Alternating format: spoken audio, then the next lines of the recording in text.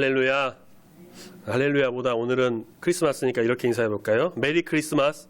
메리 크리스마스. 우리 앞뒤 좌우 계신 분에게도 반갑게 또 예수님 탄생을 축하하는 마음으로 우리 메리 크리스마스 인사 보겠습니다. 메리 크리스마스. 메리 크리스마스. 코로나19 작년에도 그랬는데 올해도 두 번째 코로나19와 함께하는 크리스마스인데 이번 크리스마스는 정말 추운 것 같아요. 오늘 오실 때도 아마 많이 추우셔서 힘드셨을 텐데 최저 영하 14도, 내일은 더 춥다고도 하는데 가정에서도 동파 주의하시고 건강도 주의하시고 교회도 추우시면 온풍기 자유롭게 사용하셔서 춥지 않게 따뜻하게 예배드림으로 하나님께 경배하는 우리 성도님들이 다 되시길 소망합니다. 아멘. 우리 아기 예수님께서 탄생하셨습니다. 우리 낮에 예배드리지만 우리 예수님께서 밤에 태어나신 것은 우리가 지난주 말씀에서도 목자들이 밤을 새며 양을 치다가 이제 천사의 환한 모습을 보고 이제 놀라는 장면을 같이 말씀해 봤죠. 그 뒤로 바로 예수님께 가서 경배하였기 때문에 예수님께서 밤 늦은 시간, 해가 떨어진 이제 어두운 시간에 태어나셨다는 것은 사실 정설로 여겨집니다. 그러면 오늘 말씀에 이제 본문 말씀 마태복음에 동방박사가 나오는데 동방박사는 언제 갔을까요? 낮에 갔을까? 밤에 갔을까요? 중세 성화, 그러니까 성경을 토대로 한 어떤 화가들이 그림 그린 거 성화를 좀 보면은 동방박사가 밤에 마국간에 와서 예수님을 경배하는 장면을 종종 볼 수 있습니다. 별이 떴으니까 별이 밤에 더 잘 보이잖아요. 그런데 사실 동방박사가 밤에 찾아왔다라는 어떠한 것도 또 마국간에 가서 예수님을 경배했다는 내용도 성경에서 찾아보기 힘듭니다. 물론 이제 별이 떴으니까 밤이라고 생각을 하겠지만 밝은 별은 낮에도 보일 수 있지 않을까요?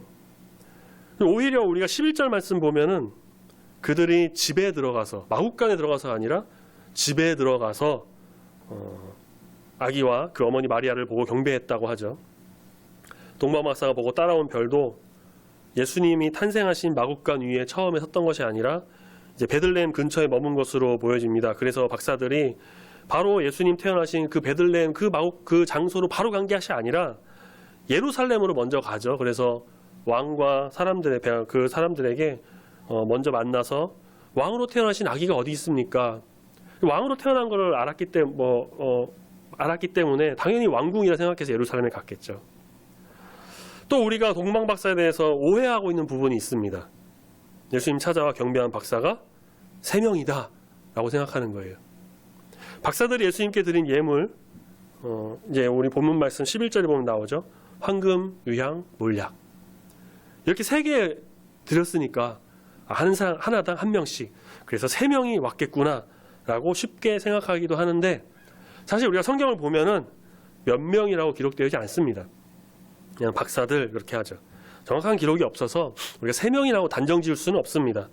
박사들이니까 이제 1명은 아니고 2명 이상, 3명보다 더 많이 왔을 수도 있습니다. 찬송가 116장을 보면은 동방에서 박사들이라는 찬송이 있는데 새 찬송가 나오기 전에 그 전 찬송가에서는 그 116장 첫 가사가 동방박사 세 사람 그렇게 나와요. 그러니까 찬송가에서도 세 사람이라고 했던 거죠. 그런데 이제 세 사람이 아닌 것이 정확하지 않으니까 이제 새 찬송가로 바뀌면서 가사가 이제 바뀐 걸로 보입니다. 네티비티 스토리라는 영화 혹시 아시는지 모르겠어요. 보신 분 계신가 모르겠는데 예수님의 탄생을 그린 영화입니다. 이 네티비티라는 단어 자체가 예수의 탄생 그런 뜻이 있습니다. 그래서 그 영화도 보면은 동방박사가 3명이 아니라 더 많이 나와요. 또 이 동방박사가 어디서 온 사람들일까? 동방이라고 했으니까 이스라엘 이 예루살렘보다 동쪽에서 온 사람들이겠죠. 우리가 지리적으로 봤을 때 동쪽이라고 하면 동북쪽으로는 러시아, 좀 이제 가운데 동쪽으로 하면 중국, 동남쪽에는 인도 그 정도의 나라가 나옵니다. 조금 가깝게 보자면 이란, 카자흐스탄 같은 중동, 중앙아시아가 될 수 있는데 사실 이에 대한 정확한 것도 우리가 알 방법이 없고 그저 말씀에서 동쪽에서 동방에서 별을 연구하던 어떤 점성술사였던 것으로만 알려집니다. 심지어 북한이라고 주장한 사람들도 있더라고요.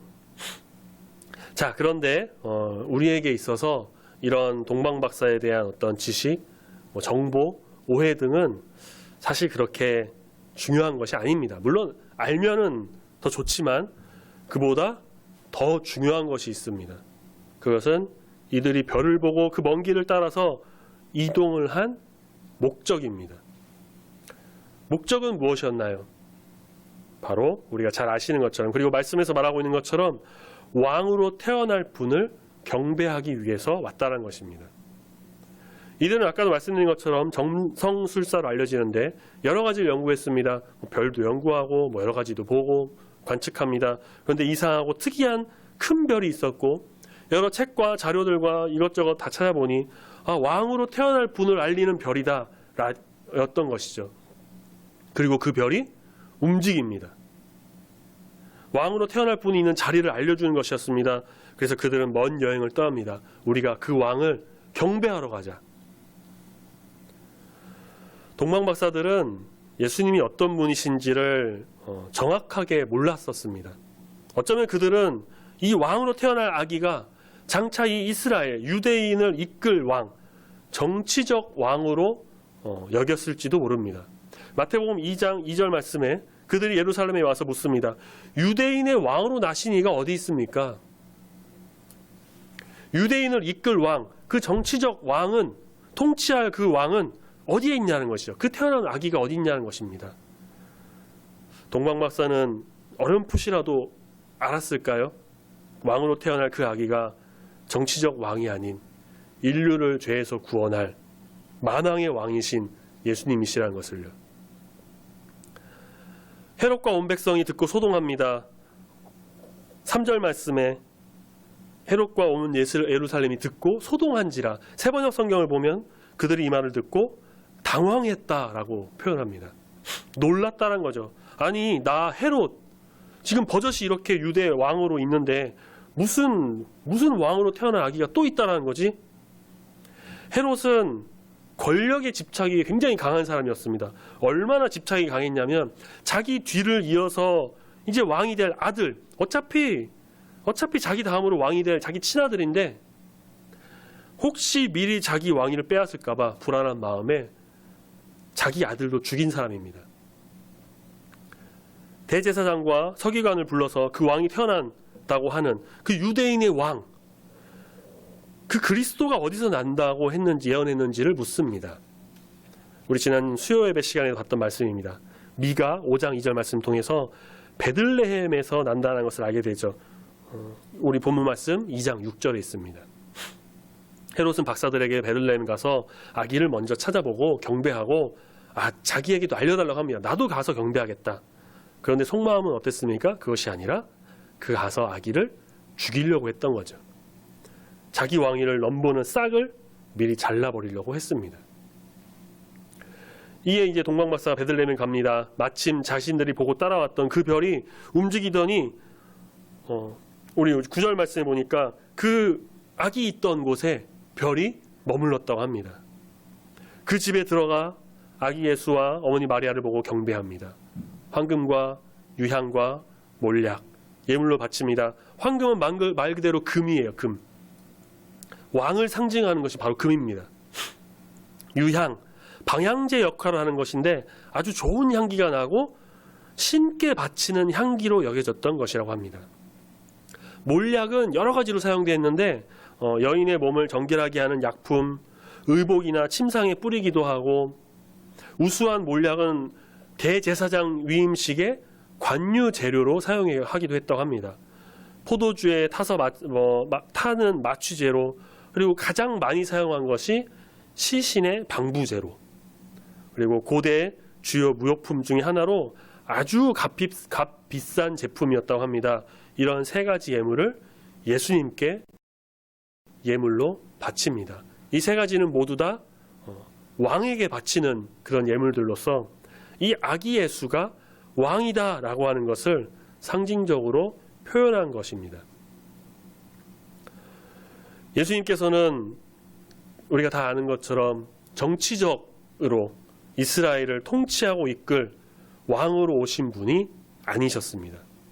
예수님께서는 이제 오병이어 기적을 일으키셨을 때 당시 90%가 하루 벌어 하루 먹는 삶을 살았던 그 백성들이 그 모습을 보고 자기들이 꿈꾸던 야 우리가 일을 안 해도 먹을 것을 아무 때나 먹을 수 있구나. 예수님 그냥 기도만 하면 보리떡 5개랑 물고기 2마리 그냥 나오는구나. 마음대로 먹을 수 있는 그런 자기들이 꿈에 그리던 그런 나라, 어떤 유토피아 같은 모습을 경험하고 어떻게 합니까? 예수님을 왕으로 세우려고 합니다.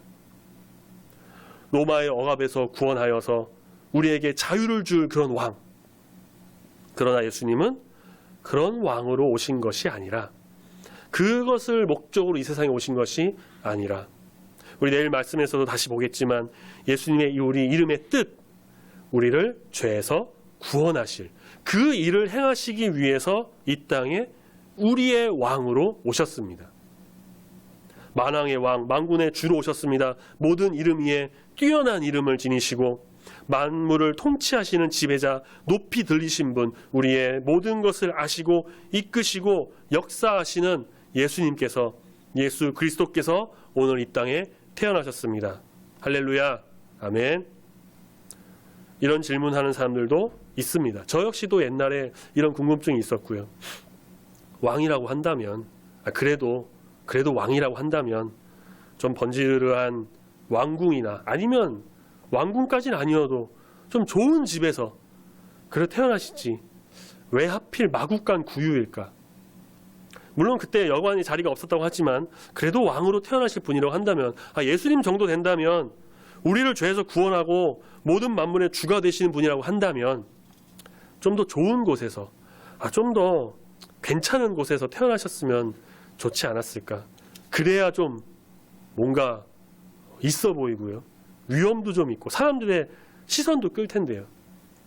그리고 지난 수요예배 때도 말씀을 나눴죠. 왜 하필 또 시골 베들레헴이실까? 좀 사람 많은 대도시 로마, 수도 예루살렘, 더 많은 사람이 예수님 탄생을 보고 그래서 왕이라는 것을 좀 알고 다 같이 경배했으면 얼마나 더 좋을까? 우리 예수님 만왕의 왕이시지만 특별히 낮은 자들, 소외된 자들, 어렵고 힘든 자들, 상처받고 고통받은 자들, 우리 지난 말씀에서도 목자들, 그 정말 하층민이라고 여겨졌던 목자들을 위해서 이렇게 오셨던 것처럼 사랑과 의로, 긍휼과 자비를 베푸시기 위해 이 땅에 오셨습니다. 그래서 정확히 알려진 것은 없지만 학자들은 이제 동방박사가 예수님께 바쳤던 그 3가지 예물, 예수님 가정은 그것을 이제 팔아서 어려운 사람들에게 나눠줬을 수도 있다라고 말을 하는데 물론 정확하진 않습니다. 그런데 그 값비싼 예물을 팔아서 집안 살림에 보태 썼으면 예수님의 가정이 그렇게 힘들게 살지는 않았을까? 물론 그렇게 하셨을 수도 있지만 정확한 것은 우리가 알 수 없습니다. 어쨌든 중요한 것은 무엇이냐? 예수님께서 힘들고 어렵고 소외받고 고통받는 자들의 마음을 아시고 그들을 위로하며 감싸주시고 싸매주시고 사랑을 전하기 위해 이 땅에 오셨다라는 것입니다. 그리고 인간의 모든 것을 아시고 주님께서 우리 인간의 모든 삶을 경험하시고 우리가 똑같이 엄마 뱃속에서 40주를 지내고 유아기, 아동기, 청소년기, 청년기 그렇게 다 겪으시면서 우리의 모든 것을 아시고 함께 하시기 위해 이 땅에 오셨다는 것입니다. 예를 들어볼까요? 이제 대선이 얼마 남지 않았습니다. 내년 3월, 9월이더라고요. 각 정당에서 이제 대통령 후보가 많이 나와서 활발하게 활동을 펼치고 있는데 미리 말씀드린 것은 제가 이 말을 한다고 해서 어느 특별 정당이나 어떤 후보를 겨냥하거나 지지하는 발언이 아니라 그저 예를 든 것이니까 그렇게 이해하시기 바랍니다. 만약에 대통령 후보로 나온 어떤 사람이 어려운 환경이나 힘든 상황, 정말 그 사람의 인생이 고통받고 힘들었던 그런 삶을 하나도 경험하지 않고 소위 말하는 금수저, 재벌 2세, 3세 그렇게 태어난 사람이라고 한다면 근데 그 사람이 나와서 국민 여러분, 내가 우리 국민 서민들의 마음을 다 압니다. 그 힘든 마음 내가 다 알아요. 여러분 겪은 어려운 시기들 내가 다 이해합니다. 라고 한다면 그렇게 아무렇지 않게 말한다면 어떨까요? 물론 알 수 있겠죠. 간접적으로 체험하고 뭐 보기도 하고 이해한다고 할 수 있겠죠. 그렇지만 그 사람의 배경을 좀 아는, 그래서 그 보는 사람 입장에서는 공감이 될까? 겪어보지도 않고 글로만 배운 사람이 뭘 안다고 그래? 정말 그런데 어려움 겪고 밑바닥 인생도 경험하고 막 굶주려 보고 고생하고 차근차근 올라와서 힘든 시기 다 보낸 그렇게 어떤 대통령 후보가 나온 사람이라고 한다면, 그래서 내가 서민들의 마음, 시민들의 마음, 힘들고 어려운 시기, 이 코로나로 정말 극복하고 모든 시기들을 견디고 그런 것들을 경험해서 내가 다 압니다. 누구보다 잘 안다고 얘기한다면, 내가 여러분의 마음을 헤아리겠습니다 라고 한다면 어떨까요? 조금 더 깊은 공감이 되지 않을까. 마찬가지입니다.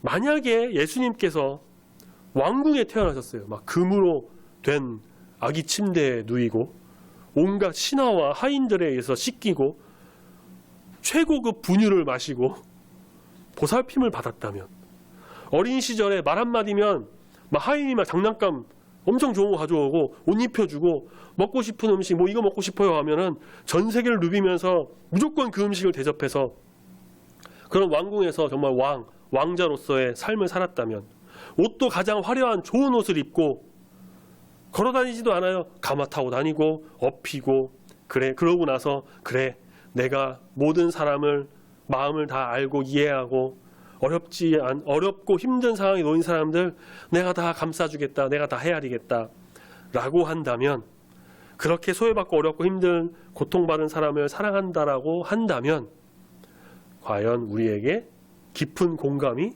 될까? 예수님께서는 겸손의 왕, 요즘 표현으로 하자면 겸손의 끝판왕이 되셨습니다.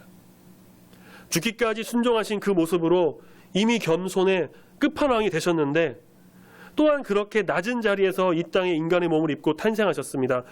정말 하늘 보좌에 앉으셔서 모든 주권과 모든 능력과 권세를 누리시고 세상의 그 어떤 왕보다 어떤 권력자보다도 더 큰 높임과 경배와 그 모든 것을 영광을 받으시기에 마땅하신 분이 마구간에서 태어나셨습니다. 구유에 누이셨어요.